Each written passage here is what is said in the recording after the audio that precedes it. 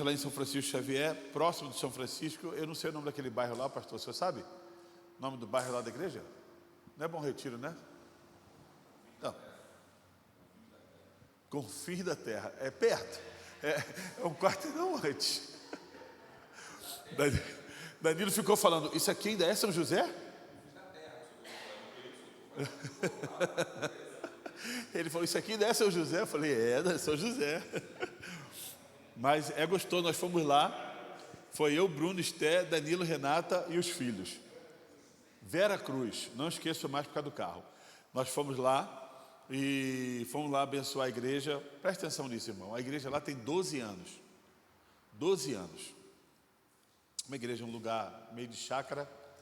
Então, eles contam praticamente com os cuidadores das chácaras, né? Os zeladores, não sei como é que chama, os caseiros das chácaras. E assim, eles andam, primeiro que num breu terrível. Eu fui chegando, apaguei a luz, e, irmão, você não enxerga um palmo na frente. Falei, de sangue de Jesus tem poder. E eles andam bastante para poder ir à igreja. E o pastor ficou muito feliz ontem. 12 anos que tem a igreja, nunca teve ninguém tocando violão lá. 12 anos, nunca teve ninguém tocando violão. Ninguém cantando, tocando carrom, que ontem o Danilo tocou. E assim, eu falei para eles no carro na volta, falei, isso é boa experiência para a gente. Porque às vezes nós temos, né, e cai tanto na normalidade, né? Mas 12 anos. E eu falei, Senhor, nos dá graça para poder pegar um daqueles meninos ou menina e ensinar eles a começar a tocar. Incentivá-los. Falou, toma esse violão, 3 notinhas, dó, sol e ré, já dá para tocar umas 20 músicas. Já toca de tudo, é só cantar no tom. E aí começa a tocar 3 notinhas, e os meninos da igreja estão acostumados com isso, porque começaram tocando assim. Para você ter ideia, o primeiro cara que tocou violão na igreja foi o Andrezão. Então é possível, né? O Andrezão só toca o dedão assim, vai que vai, né? E eu falei, Senhor, nos dá graça para poder abençoar essa igreja. Então nós vamos novamente lá, e quando eu for eu quero avisar você. Aí o meu carro não dá, meu carro ontem já foi cheio, mas aí você vai com o seu carro. Você vai com o seu carro, nós vamos lá fazer uma festa para abençoar aquele lugar. E ontem nós estávamos lá, e eu preguei sobre Josué capítulo 6, do versículo 1 ao 20. Né? Então quem estava lá ontem não vai ouvir a mesma mensagem, apesar de ser o mesmo texto. A Renata falou assim, graças a Deus, o pastor pregou rapidinho ontem, vou pregar rapidinho hoje. Não, mas nós queremos ler, por favor, Mateus, coloca para a gente. Josué capítulo 6, do 1 ao 20, irmãos. Esse texto é um texto, primeiro, riquíssimo. Tem uma quantidade de mensagens, eu poderia pregar, nós poderíamos fazer uma série de mensagens sobre esse texto, mas nós estamos encerrando no próximo domingo, domingo agora, o próximo, essa série de mensagens que nós vamos encerrar com Paulo. E foi pedido para se fazer uma série de mensagens sobre a alma. Eu achei interessante, alma. Porque está abatida a minha alma, por que se preocupa dentro de mim? Espere em Deus. Então, é algo que às vezes tem muitas enfermidades da alma, pessoas sofrendo por enfermidade da alma, e o que ela vem acarretar dentro do nosso coração. E eu fiquei pensando aquilo ali, matutando, né? Fervendo as ideias. Eu falei assim, dá para fazer uma boa série de mensagens sobre a alma, os seus problemas, as suas dores e a sua cura, porque também é importante trazer uma psicóloga, trazer uma visão clínica e uma visão bíblica daquilo que nós podemos tratar sobre esse assunto. Vai dar caldo, e eu tenho certeza que vai ser bênção em nossas vidas. Mas vamos lá, primeiro nós vamos falar sobre Josué capítulo 6, do versículo 1 ao versículo 20. Mateus, eu vou lendo, você vai passando aí, filho. Dorme não, vamos embora. Jericó estava completamente fechada. Vai guardando isso. Completamente fechada por causa dos israelitas. Ninguém saía e nem entrava. Então, Mateus, não deu nem tempo de eu ler, ele já...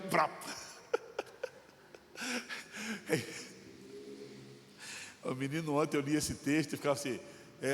homens de guerra. Aí li aquele soluço me dava um treco no coração. Então o Senhor disse a Josué: saiba que entreguei nas suas mãos Jericó, e o seu rei e os seus homens de guerra.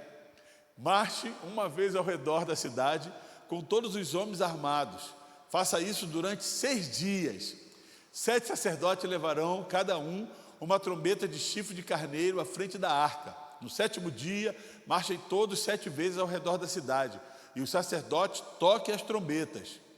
Quando as trombetas soarem ao longo toque, todo o povo dará um forte grito. O muro da cidade cairá, e o povo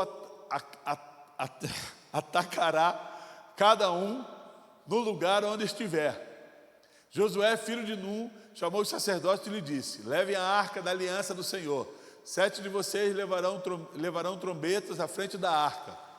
Ele ordenou ao povo: avance e marche ao redor da cidade. Os soldados armados irão à frente da arca do Senhor. Quando Josué terminou de falar ao povo, os 7 sacerdotes que levavam as suas trombetas diante do Senhor saíam à frente, tocando as trombetas. A arca da aliança do Senhor ia atrás deles. Os soldados armados marchavam à frente dos sacerdotes que tocavam as trombetas. Enquanto a retaguarda seguia a arca, durante todo esse tempo tocavam-se as trombetas. Josué, porém, tinha ordenado ao povo: não dei brado de guerra, não levante a voz e não digam palavra alguma, até o dia em que eu ordenar, então vocês gritarão. Assim, Josué fez a arca do Senhor dar uma só volta em torno da cidade. Depois o povo voltou para o acampamento, onde passou a noite. Josué levantou cedo na manhã seguinte, e os sacerdotes levaram a arca do Senhor. Os 7 sacerdotes que levavam as trombetas iam adiante da arca do Senhor, tocando as trombetas. Os homens armados iam à frente deles, e a retaguarda seguia a arca do Senhor, enquanto as trombetas tocavam continuamente. No dia seguinte, também rodeavam a cidade uma vez e voltaram ao acampamento. Durante 7 dias, repetiam aquela ação. No 7º dia, levantaram-se ao romper da manhã e marcharam na mesma maneira 7 vezes ao redor da cidade. Foi apenas nesse dia que rodearam a cidade 7 vezes. Na 7ª vez, quando os sacerdotes deram o toque de trombeta, Josué ordenou ao povo: grite, o Senhor entregou a cidade a vocês. A cidade, com tudo que nela existe, será separada ao Senhor para destruição. Somente Raabe, a prostituta, viverá, e todos os que estiverem na casa dela serão poupados, pois ela escondeu os espias que enviamos. Apenas fiquem longe das coisas separadas, não se apossem de nenhuma delas, para que não sejam separados para destruição. Do contrário, trarão destruição e desgraça ao acampamento de Israel. Toda a prata, todo o ouro e todos os utensílios de bronze e de ferro serão sagrados e pertencem ao Senhor e deverão ser levados para o seu tesouro. Quando soaram as trombetas, o povo gritou. Ao som das trombetas e do forte grito, o muro caiu. Cada um atacou no lugar onde estava e tomaram a cidade. Amém, irmãos? Parabéns, Mateus. E tomaram a cidade. Pois bem, esse daí é um texto, irmãos, especial. É um texto que nós já conhecemos bastante. O povo de Israel sai do Egito, passa 40 anos no deserto. Há uma confusão de 400 anos do Egito e de 40 anos no deserto. Você faz muito essa confusão, né? Claro. E 40 anos no deserto. Nesses 40 anos de deserto, uma geração inteira morre, nasce uma outra geração, e essa geração vai entrar na terra prometida, sob a liderança de Josué. Moisés, ele deixa o povo, ele deixa a liderança, entrega a Josué, e Deus começa a dar a ordenança a Josué para poder entrar em Jericó. Pois bem, Jericó era uma cidade fortificada, era uma cidade que tinha uma muralha em volta, e vocês já estão, igual o pastor Rodrigo, careca de saber disso, Dudu também, e é importante nós entendermos que esse momento era um momento crucial para aquele povo, era um momento especial para aquele povo. Só para você ter ideia, ontem eu comentei sobre isso um pouco, que a muralha tinha aproximadamente 6 metros de largura por 9 metros de altura. Só para você ter ideia, essa igreja tem 6 metros de pé direito. Põe mais 3 metros aí. Era mais ou menos a altura. Pastor, não era tão alto assim. Irmãos, mais 3 metros aqui é bem alto. E 6 metros. Em cima da muralha havia trânsito. E a mulher Raabe, antes prostituta e agora linhagem de Jesus, ela morava em cima da muralha. Eu imagino que com a queda da muralha, só a parte que Raabe morava que não caiu, senão ela tinha morrido nos escombros. Ela tinha morrido nos escombros. Mas só a parte dela, provavelmente, e eu acho isso mais óbvio, não caiu. E também eles tinham a ordem de não invadir a casa dela. Mas qual foi o sinal que mandaram colocar na janela dela para que ninguém atacasse? Quem lembra? Um fio escarlate, um fio vermelho, um lençol vermelho, um pano vermelho, para que pudesse marcar. E todos que estavam dentro da casa dela, da família dela, não morreram. Por quê? O texto falou, porque os espias foram entrar e para os espias não serem mortos, ela acolheu esses espias. Os espias perguntaram, o que você quer? Opa, que no dia eu não morra. E essa mulher foi fantástica, mudou a história e entra por merecimento na linhagem de Jesus. Por merecimento. A mulher entra na história, na linhagem de Jesus Cristo, isso é fantástico. De prostituta a fazer parte da linhagem de Jesus. Pois bem, nós lemos esse texto e esse texto relata para a gente vários ensinamentos. Ontem eu preguei e falei de 3 ensinamentos especiais sobre o que aconteceu ali. Hoje eu quero trazer dentro de uma outra ótica dessa história. Por quê? Porque nós precisamos entender que todos nós passamos por lutas, passamos por problemas. E por muitas vezes há muralhas que precisam cair por terra. Há muralhas que precisam ser derrubadas. Há muralhas que precisam ser aniquiladas em nossas vidas. Agora, a muralha cai, então não há mais guerra para guerrear? Não, a muralha cai e há guerra para guerrear. Porque qual foi a ordem? Você cerca a cidade, dá o grito, a muralha cai e aonde você estiver, você entra para conquistar. Aonde você estiver, você entra. Então você começa a imaginar aquela cidade toda rodeada por um povo, a muralha cai e eles entram pelos 4 cantos da cidade para poder dominar Jericó, e dominam Jericó e tomam aquela cidade como a cidade de Deus, realmente separada para eles, uma terra que mana leite e mel. Pois bem, quando nós lemos esse texto, há alguns ensinamentos que nós precisamos guardar em nossos corações. Como eu já falei, há lutas que precisam ser vencidas. Há lutas que precisam ser, muralhas que precisam ser rompidas, derrubadas. São fáceis? Não. Você pega ali a história, você vê que durante 6 dias eles andam e falam, silêncio. Ninguém fala nada. Eles rodam e o que fazem? Voltam para o acampamento.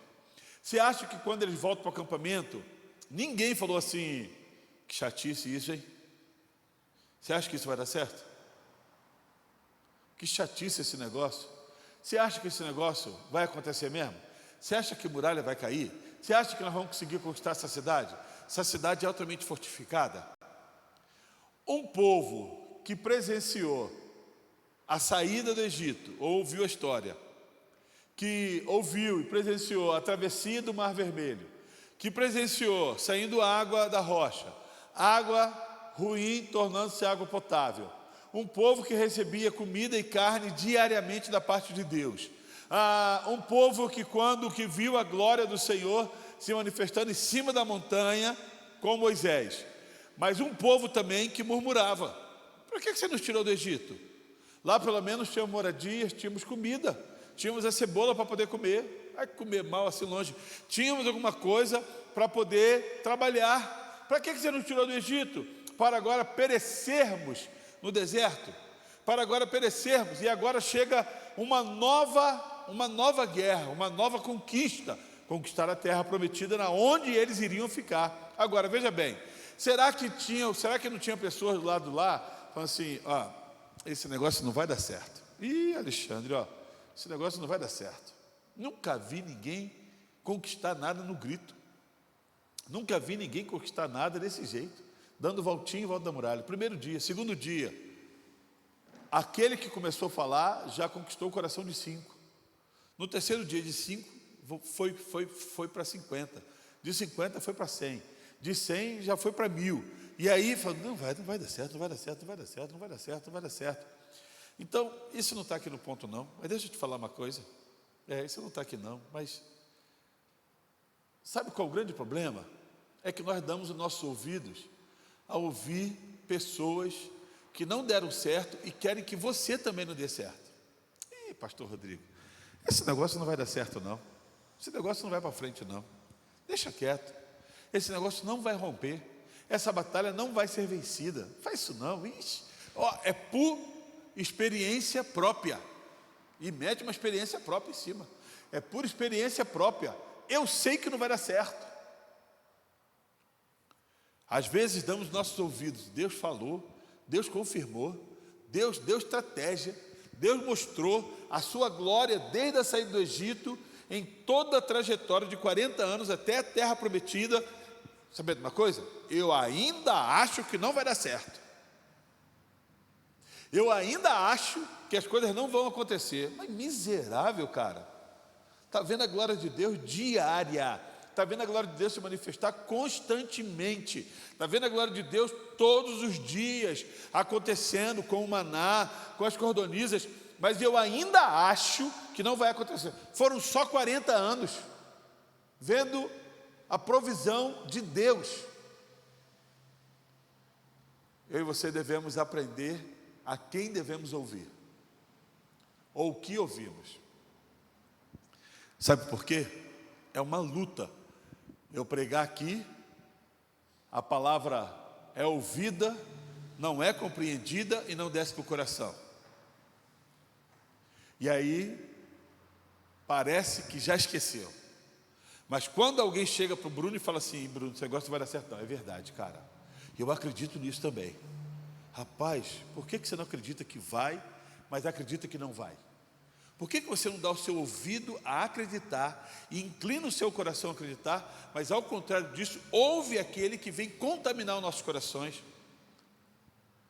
e, contaminando nossos corações, rouba a nossa fé, rouba a nossa esperança e tira a nossa expectativa de milagre. Tira a nossa perspectiva de milagre do Senhor.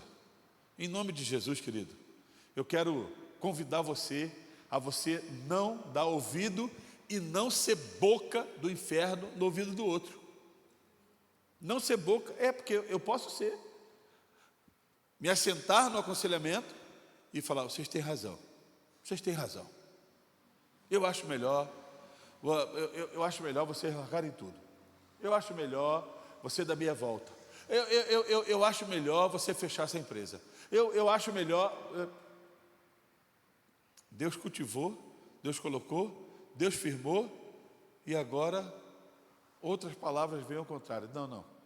Em nome de Jesus, peça direção ao Senhor e viva aquilo para o que Deus tem para cada um de nós. Amém, queridos? Amém, irmão? Amém. Abre pelo menos a sua boca aí para poder motivar o pregador.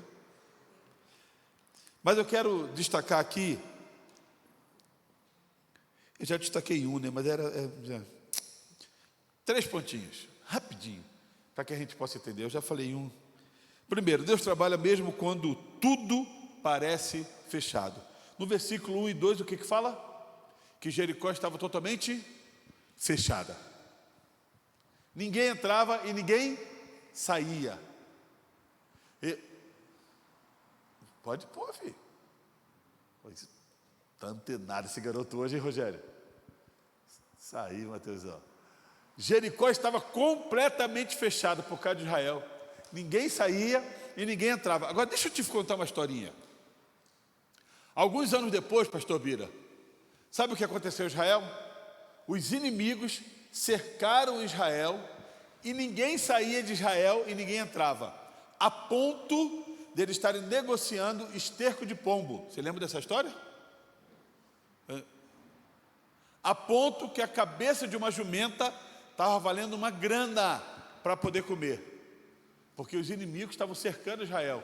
Israel já tinha vivido o papel contrário, eles cercando Jericó para poder invadir, Jericó tudo fechado e ninguém saía. Anos na frente, o inimigo estava agora contra Jericó, contra os Israel, cercando Israel para que Israel não saísse. E aí, o que aconteceu? Passam alguns dias, a pobreza, a fome ataca Israel, Deus ouve a oração, muda a história. Os leprosos que estavam do lado de fora decidiram falar o seguinte: sabe de uma coisa? A gente já é leproso mesmo, vai morrer aqui na frente, morrer na mão do inimigo, está tudo bem, já vai morrer mesmo. Então vamos lá no arraial dos inimigos, ver o que está acontecendo. Você está lembrando dessa história ou não? Acho melhor você ler a Bíblia, hein? Os leprosos foram até o arraial dos inimigos. O que aconteceu? Os inimigos foram embora. E aí os leprosos comeram, se fartaram, farinha pouca, meu pirão primeiro. Voltaram para Israel e falaram assim: ó, tem uma boa notícia para vocês. Sou leproso, não posso entrar aí, mas tem uma boa notícia. Aqueles que eram contra nós foram embora. Nessa história, a história se inverte. Israel está sitiando, Israel está cercando, Jericó está totalmente fechada. Deus trabalha mesmo quando tudo parece fechado. Se era uma muralha intransponível, Deus podia derrubar, e derrubou. Sabe aquela porta que você espera que se abra? Aquele contrato que você espera assinar? Aquela perspectiva que você está esperando que vai acontecer? Aquela causa na justiça que você está orando para que saia e não sai? Está fechado? Deus pode fazer milagres. Ela cai por terra. Eu tenho orado por uma empresa constantemente. A pessoa não me atende. Não me atende. Eu ligo, ela não me atende. Eu mando mensagem, não me atende. Eu mando e-mail, não me atende. Falo: Senhor, eu estou precisando dela para fechar o que eu estou querendo fechar. A porta pode parecer fechada, mas o que? Deus trabalha mesmo quando tudo parece fechado. Deus está lá trabalhando. Eu quero que você guarde isso no seu coração. Sabe outra coisa? As estratégias de Deus nem sempre faz sentido aos homens. Versículos de 3 ao 5. Olha o que diz o texto: marche uma vez ao redor da cidade, com todos os homens armados. Façam isso durante 7 dias. 7 sacerdotes levarão, cada um, uma trombeta de chifre de carneiro à frente da arca. No 7º dia, marchem todos 7 vezes ao redor da cidade. E o sacerdote toque as trombetas. Quando as trombetas soarem um longo toque, todo o povo dará um forte grito. O muro da cidade cairá e o povo atacará cada um do lugar aonde estiver. A estratégia de Deus nem sempre faz sentido. Faz sentido isso aí para você, irmão? Nenhum. Ontem eu usei um termo que fala assim: é ganhar no grito. Já viu criança birrenta que ganha no grito? Aí o pai fala assim: tá bom, moleque, tá bom, toma isso, vai. O moleque ganhou no grito. E derrubaram a muralha no grito. 6 dias você dá a voltinha, quieto. No 7º dia, dá a volta, fica parado. Quando der a ordem, grita, que é a muralha. Não tem cabimento isso acontecer. As estratégias de Deus nem sempre precisam ter sentido para mim e para você. E não tem sentido mesmo. Porque senão foge de milagre, Bruno. Porque se faz sentido, você já acha que é a sua mão. Se faz sentido, você já acha que é o seu jeito. Eu já falei para vocês aqui dezenas de vezes que quando a gente era menos tempo de casado, a Débora pedia as coisas, eu falava assim: calma, Débora, vai dar tudo certo, eu resolvo. Ia lá e resolvia. Nunca foi milagre, sempre foi habilidade, sempre foi conversa, sempre foi: dou um jeitinho, dou uma conversa, um jeitinho. Não. Mas teve uma hora que as coisas se estreitaram tanto, que o Alexandre ficou incapaz, impossibilitado de resolver qualquer coisa. Não fazia sentido algumas coisas. E aí Deus falou assim, sabendo uma coisa? Agora sou eu. Aí veja eu agindo. Moeu a cana, tomou paulada, choramos, enfermidade, mas no meio do não sentido, Deus começa a brotar uma nova história. Eu quero que você acredite nisso. As possibilidades e as respostas de Deus não precisam fazer sentido na sua vida, na minha vida. Deus, não estou entendendo nada. E quem disse que você precisa entender alguma coisa? Você só precisa confiar. Deus, eu não estou entendendo o que está acontecendo. Eu também não. Deixa eu te contar uma história rapidinho. Segunda-feira teve uma reunião daquelas boas que eu fui. Deus sabe meu coração uns 3 domingos para cá. Eu contei isso na igreja? Não, foi segunda-feira, não contei. Hoje, primeiro culto depois. Deus sabe meu coração como é que está. Triste, triste, triste, triste. Cheguei ali aborrecido. Falei, Deus, está tudo bem, vai. E aí, não sei quem estava ministrando louvor domingo. Foi a Esté? Foi a Esté dirigindo? A Esté. E aí, o louvor foi movendo meu coração, movendo, tudo bem. Foi bênção. Meu coração se aquietou. E acabou o culto bem. Fui embora para casa. Na segunda-feira, tinha esquecido essa reunião, mala. Fui nessa reunião e sentei lá e orando para acabar logo. E saí com um casal de pastores, batendo papo, dando risada. Eles foram me mostrar o carro novo que eles compraram. A mulher falou assim, faz 25 anos que eu orei para comprar esse carro. Aí, você não vai ser ladrão de alegria, e não deve. Falei, que bênção, esse carro é bênção. E eu falei, esse carro vai ser bênção na sua vida, em nome de Jesus Cristo. E ela falou, chuta. E ela falou, que bom, pastor, obrigado, não sei o quê. Essa é a parte moleque, entendeu? Que bênção. Aí de repente, irmão, ela mudou a cara e falou assim diz o Senhor. Aí eu falei, caramba, congelou do pé à planta da cabeça. Falei assim, eu estava agora aqui rindo, falando do carro dela. Eu declarando sobre a vida dela que esse carro é ser bênção, a mulher já aponta o dedão na minha cara. Sabe aquela tristeza que pairava no seu coração ontem? Eu sou Deus sobre a sua vida. Aí ela não estava aqui no domingo. Eu não tinha comentado com ninguém, nem com a Débora. Só pode ser Deus. Só pode ser Deus. Existem umas coisas que você precisa entender, irmãos. Quer dizer, existem umas coisas que você não precisa entender. Precisa deixar Deus fazer. E aí ela trouxe a resposta da minha dúvida, do meu questionamento, da minha briga, da aflição do meu coração. Ela não, Deus, dá a resposta assim, da aflição do coração. E ela falou, e eu falei, deixa eu te falar uma coisa, para você saber que você é mulher de Deus. E expliquei para ela o que estava acontecendo. Ela falou assim, legal. E ainda fez pouco caso para mim. Legal, pastor. Entrou no carro e foi embora. E eu, para não receber glória, eu falei assim, eu só vou falar porque a senhora é mulher de Deus.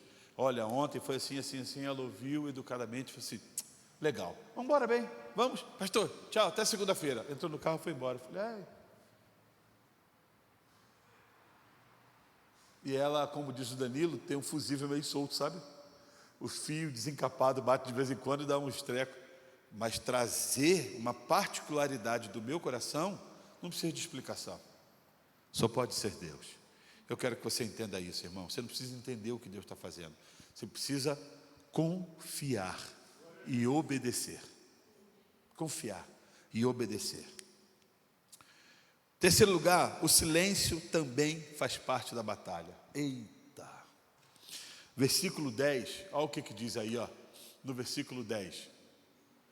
Josué, porém, tinha ordenado ao povo, não dei brado de guerra, nem levante a voz, e não digam palavra alguma, até o dia em que eu ordenar. Então vocês gritarão. Só até o 10. Então, não deixe, silêncio total. Mais de 1 milhão de pessoas. Vai fazer 1 milhão de pessoas ficar em silêncio. Vai lá, irmão. Josué deve ter prometido, quem abrir a boca, Deus fulmina, viu?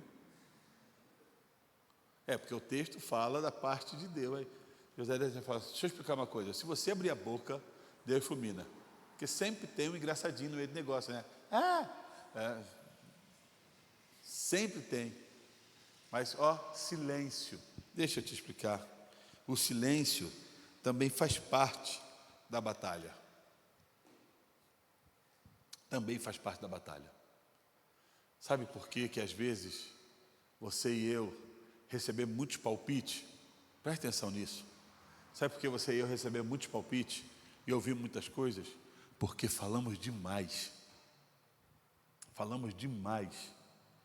Deus coloca estratégia no seu coração, Deus coloca os sonhos, ou você está passando por lutas, mas porque você fala demais, reclama demais, ou compartilha demais, as coisas ficam mais difíceis. Isso eu estou falando até mesmo para mim. O silêncio faz parte da batalha. Existem batalhas que você batalha em silêncio, e quer falar com alguém, vai falar com Deus. Vai falar com Deus. Então, queridos, o silêncio também faz parte da batalha. Foi ordem. Dá a volta. Agora você imagina os soldados dentro da cidade, em cima da muralha. Vê aquele povo rodando o dia. Segundo dia. Terceiro dia. Quarto dia. Por quê, irmão? Aquilo ali é coisa de louco. Primeiro dia os caras falam assim, esse cara está maluco, olha o que eles estão fazendo. No segundo dia, está vendo? Estão loucos mesmo. Terceiro dia, quarto dia, eles são loucos, mas são incansáveis. Quinto dia, eles são loucos, mas são firmes. Sexto dia, eu acho que eles não são tão loucos assim. No sétimo dia, eles experimentaram a grandeza de Deus e a loucura que às vezes não tem como ser explicado. Ninguém explica milagre, irmão. Se vive milagre. Às vezes falamos demais. E quando você fala, você dá ouvido para ouvir. Porque se eu chego para o Rafael e eu começo a falar, Rafael, assim, aí eu dei trela para ele falar o que ele acha. Eu dei liberdade dele poder entrar no meu projeto. Aí ele fala, pastor, esse negócio não vai dar certo não, velho. Esse negócio não sei o que é. Esse negócio aí não sei o que. Então, por quê? Porque eu falei demais. O silêncio, muitas vezes, faz parte de uma batalha. Fala com Deus. Fala com Deus, cara. Ajoelha. Vai falar com o Senhor. Vai chorar aos pés de Deus. Vai falar, Deus, e aí? E eu vou terminar agora porque eu tinha separado 4. A primeira foi de lambuja. A perseverança precede o milagre. A perseverança precede o milagre. Claro que você vai ver histórias na Bíblia que Jesus passou e falou assim, eu vou curar, pronto. Aí você vai ver história, tipo, do cego Bartimeu, cala a boca. E ele gritava mais alto. Está vendo que ele não vai te ouvir, cara? Ele está ocupado. E ele gritava mais alto. A perseverança. Mas você vai ver também que Jesus passando, e de repente estava um ofício fúnebre, Jesus vai lá e ressuscita o jovem.